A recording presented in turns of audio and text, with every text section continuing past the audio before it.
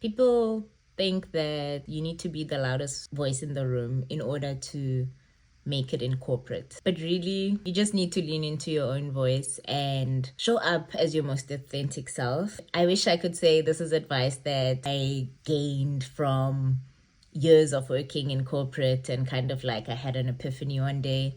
But the reality is, I was going through a crisis a few years ago where I was surrounded by type A personalities and I felt like I was fading into the shadows because of not being as vocal as my peers. And yeah, I asked my mentor back then about like, how do I do this? Because it's something that's really outside of my comfort zone. It's not who I am. I'm not a very loud person or somebody who interjects or interrupts people while they're speaking, but it's not something I've been easily able to adjust to. And yeah, she just gave me this advice that not everyone has to show up that way, and even you as type B personality, more reserved, can show up and give your contribution in your own way.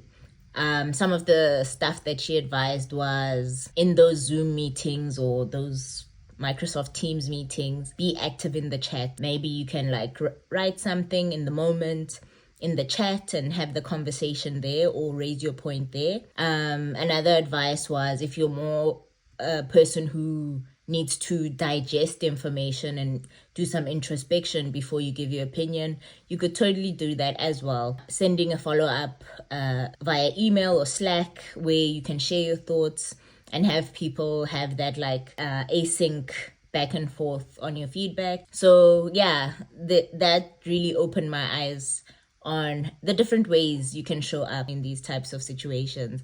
So you never think that your career growth and your career progression is going to be stunted because of the way you were born, basically. I hope this helps someone. See you tomorrow.